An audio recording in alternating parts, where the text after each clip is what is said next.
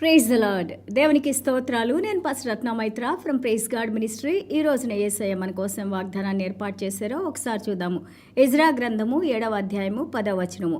Ezra యెహోవా ధర్మశాస్త్రమును పరిశోధించి దాని చొప్పున నడుచుకొనుటకును ఇజ్రాయేలీలకు దాని కట్టడములను విధులను నేర్పుటకును దృఢ నిశ్చయం చేసుకొనెను.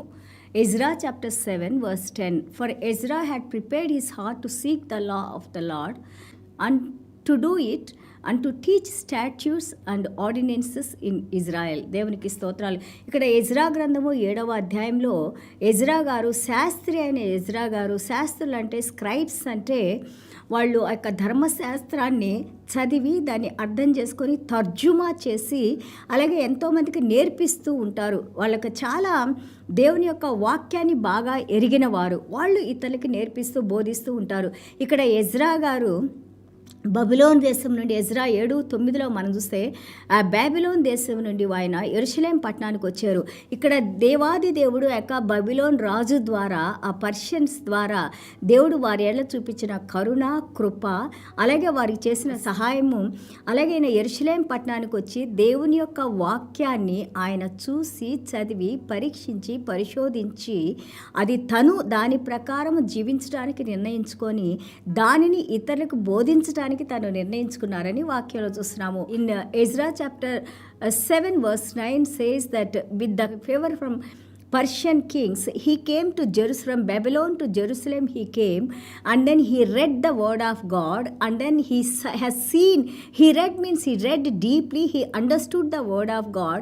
Not only that, he has decided to follow the word of God and also to teach to all the Israelites. దేవునికి స్తోత్రాలు. దేవుని వాక్యాన్ని మనం చదువుకున్నప్పుడు ఆ వాక్యం మనలో భయాన్ని కలిగిస్తుంది, అంటే దేవుని మీద గౌరవాన్ని కలిగిస్తుంది. వాక్యాన్ని చదివినప్పుడు ఈ వాక్యం ఇంతవరకే కాదు, నేను దాని ప్రకారం నడుచుకోవాలని మనం నిర్ణయించుకుంటాం. ఎందుకంటే దేవుని శక్తిని, దేవుని యొక్క ఆ యొక్క హస్తాన్ని మనం వాక్యంలో చూస్తాము, దేవుని గొప్పతనాన్ని మనం చూస్తాము, దేవుడు మనకి ఏమై ఉన్నారో మనం చూస్తాము, దేవుని వాక్యంలో దేవుని హృదయాన్ని మనం తెలుసుకుంటాము, దేవుని హృదయం మనల్ని ఏం చేయమని కోరుకుంటుందో మనం తెలుసుకుంటాము. దేవుని బిడ్డలుగా ఆయనకి విధేయత చూపించడానికి, దేవుని రక్తం చేత కడగబడిన మనము ఆయన హృదయానికి దగ్గరగా రావడానికి మనకి దేవుని వాక్యం కనెక్ట్ చేస్తూ ఉంటుంది. ప్రిపేర్డ్ హిస్ హార్ట్, ఆయన హృదయాన్ని ఆయన సిద్ధపరచుకున్నారు. ఈ రోజున మనము కూడా సిద్ధపరచుకుందాము. దేవుని వాక్యం ఎంతో ముఖ్యమైంది. దేవుని వాక్యాన్ని మనం చదవాలి, దేవుని వాక్యం ద్వారా మనం మాట్లాడాలి, దేవుని వాక్యాన్ని మనం పంచిపెట్టాలి, దేవుని వాక్యం గురించి మనం వివరించి చెప్పాలి. దేవుని వాక్యంలో శక్తి ఉంది, వెలుగు ఉంది, జీవం ఉంది, సమృద్ధి జీవం ఉంది, మనకి లాంగ్ లైఫ్ ఉంది, దీర్ఘాయుషు ఉంది, ఘనత ఉంది, సంపద ఉంది, ఆనర్ ఉంది. ఇవన్నీ కూడా దేవుని వాక్యంలో ఉంది. కాబట్టి ఈ రోజున వాక్యం వింటాం. మనందరం కూడా దేవుని వాక్యం చదవటానికి, దేవుని వాక్యాన్ని అర్థం చేసుకుంటానికి, దేవుని వాక్యంలో మనం జీవించడానికి మన హృదయాన్ని ప్రిపేర్ చేసుకోవాలని ఈ రోజున దేవుడు నీతో నాతో మాట్లాడుతున్నారు. బైబిల్ గ్రంథం అంతా దేవుడు మాట్లాడితే మనకి దేవుని వాక్యం ద్వారా, దేవుని వాక్యమే యేసయ్యని మనం నేర్చుకున్నాము. యేసయ్య మనతో మాట్లాడుతూ ఉంటారు, యేసయ్య మనకి బోధిస్తూ ఉంటారు. యేసయ్య మనకి ఆ రోజున ఎజ్రా వాళ్ళకు బోధించారు, ఈ రోజున యేసయ్య ఆత్మ మనకు బోధిస్తూ ఉంది. దేవునికి స్తోత్రాలు. Are you prepared? నువ్వు సిద్ధపాటుగా ఉన్నావా? యేసయ్య ఏమన్నారు? మత్తయి సువార్త 25వ అధ్యాయంలో వెయిట్ అండ్ వాచ్, ఏ విధంగా బుద్ధిగల కన్యకలు వాళ్ళు సిద్ధపాటుతో ఉన్నారో అదే సిద్ధపాటుతో నువ్వు నేను ఉండాలని ఈ రోజున యేసయ్య మనతో మాట్లాడుతూ ఉన్నారు. ఫర్ చేంజ్, మార్పు కావాలి మనకి. చూడండి, అపోస్తల కార్యాలు 16 మనం చూస్తూ ఉంటుంటే లిడియా, ఆమె ఊదా వస్త్ర రంగాలు అంటే గొప్ప గొప్ప వస్త్రాలు, రాజులు ధరించే వస్త్రాలని ఆమె బిజినెస్ చేసే వ్యక్తిగా మనం చూస్తున్నాము. ఇమాజిన్ చేయండి, కొత్త నిబంధన కాలంలో ఒక స్త్రీ, బిజినెస్ చేసే స్త్రీ ఎప్పుడైతే ఆ యొక్క మన అపోస్తల పౌలు గారి వాక్యాన్ని వినిందో, ఆయన చెప్పిన సువార్తను వినిందో, ఆమె హృదయాన్ని దేవుడు తెరిచారు అని ఉంటుంది. God open her heart to receive the word of God. ఆమె ఆ యొక్క వినిన మాటకి ఆమె విధేయత చూపించి తను రక్షణ వచ్చి తన కుటుంబం అంతా కూడా రక్షణలోకి రావడానికి దేవుడు ఆమెకి సహాయం చేశారు. అదేవిధంగా మన హృదయాలను కూడా తెరిచి చీకటి అంతటిని తీసివేసి, అవిధేయతను అంతటిని తీసివేసి, ఆ యొక్క అర్థం కాని ఫూలిష్నెస్ని దేవుడు తీసివేసి ఈ రోజున క్లారిటీ మనకి ఇవ్వాలని మనం ప్రార్థన చేసుకుందాము. And how to prepare your heart, ఎలాగ మన హృదయాన్ని సిద్ధపాటు చేయడం? దేవుని వాక్యం వినడం ద్వారా, దేవుని వాక్యం చదువుకోవడం ద్వారా, దేవుని వాక్యానికి మనము విధేయత చూపించడం ద్వారా, ఆ విధేయత చూపించిన దేవుని వాక్యం ద్వారా కార్యాలు క్రియలు కూడా మనం చేస్తూ ఉండాలి. Not only the hearers of the word, but you have to be like a doer of the word. Whatever takes you away from the lord, you should not be obedient to that one. ఏదైతే మనల్ని దేవునికి దూరంగా ఉంచుదో వాటి దగ్గర నుంచి మనం దూరంగా ఉండాలని ఈ రోజున దేవుడు మనకి నేర్పిస్తున్నారు. Give priority to the word of God. ప్రథమ స్థానాన్ని దేవుని వాక్యానికి మనం ఇవ్వాలి. హోషియా 10:12 అన్నారు, he said so your self in రైట్‌చియస్‌నెస్ అన్నారు. నువ్వు యొక్క గింజలు నాటేటప్పుడు అది నీతి కలిగిన గింజలు, నీతి కలిగిన పంటని నువ్వు పండించడానికి గింజలు నాటమన్నారు. ఫాలో గ్రౌండ్ బ్రేక్ చేయమన్నారు. కఠినమైన బీడుబారిన హృదయాన్ని నువ్వు దాన్ని క్లీన్ చేసి డిసిప్లైన్ చేసి దేవుని యొక్క సారంలో ఆ యొక్క గింజలు, దేవుని గింజల వాక్యాన్ని మనం వేసినప్పుడు అది నీతి ఫలాలు ఫలించే విధంగా ఉండాలని ఇక్కడ మనకి హోషియా గ్రంథం ద్వారా దేవుడు మనకి నేర్పిస్తున్నారు. అండ్ రీప్ ఇన్ మర్సీ, కనికరంలో నువ్వు వాటిని కొయ్యాలని అంటున్నారు. Your works has to be like కనికర కార్యాలు, ఇతరులకు సహాయం చేసే కార్యాలు. Seek the lord till he comes and rains. దేవుని మనం వెతకమన్నారు.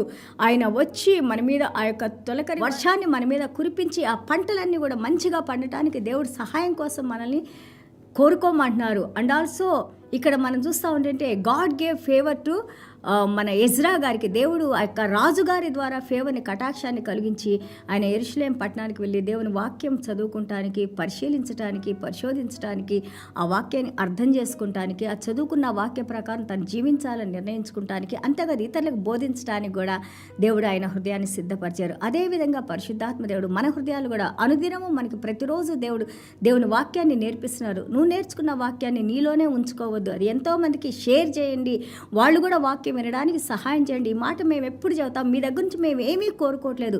We are not asking anything from you. All that we are asking is that let this word go to spread to many people. ఈ వాక్యం ఎంతోమందికి అందేలాగా మీరు మాకు సహాయం చేస్తే అదే పెద్ద సహాయం. అది దేవుని యొక్క సేవలో మనందరం పాల్గొంటున్నామని, దేవుని ద్వారా మనం ఆశీర్వాదాన్ని, కటాక్షాన్ని మనం పొందుతాము. And also hand of the lord is with me అని అంటారు. ఎజ్రా 7:6 మనం చూస్తే దేవుని హస్తము నా మీద ఉంది అంటున్నారు.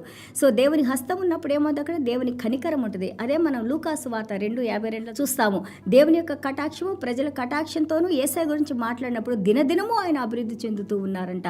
అదేవిధంగా దేవుడు చూడండి, ఇక్కడ రాజుగారి కటాక్షంతో అలాగే దేవుని కటాక్షంతో ఏ విధంగా ఎజ్రా గారిని ఆశీర్వదించారో అదేవిధంగా మనల్ని కూడా, మనకి తెలియని వాళ్ళు ఎంతోమంది మనకి సహాయం చేయడానికి ముందుకు వస్తారు. ఎందుకంటే దేవుని కటాక్షము, దేవుని కృప వారిని మూవ్ చేసి వారి హృదయాలతో మాట్లాడి వారు మనకి సహాయం చేయడానికి దేవుడు మనకి సహాయం చేస్తారు. So and also here he says that it begins కటాక్షం కానీ కనికరం కానీ ఇవన్నీ కూడా దేవుని వాక్యం నుంచి, దేవుని దగ్గర కృపా సింహాసనం నుంచి వచ్చేవే. కాబట్టి దేవునికి విధేయత చూపిద్దాము, మనం కూడా మన హృదయాలను సిద్ధపరచుకుందాము, మంచి మార్గంలో నడవటానికి, దేవుని చిత్త ప్రకారం ఆయన కార్యాలు మనం జరిగించడానికి, అలాగే దేవుని దగ్గర నుంచి మనం ఆశీర్వాదాలు పొందటానికి, ఆయన కటాక్షాన్ని పొందటానికి మనం చిన్న ప్రార్థన చేసుకుందాం.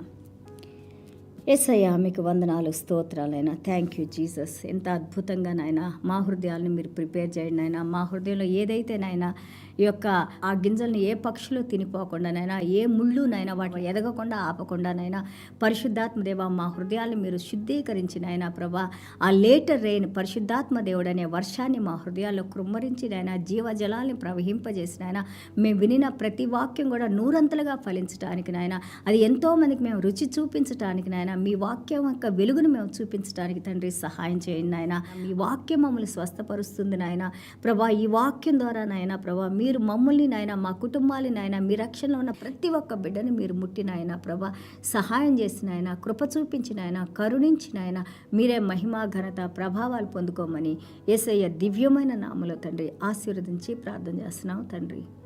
Amen. God bless you all.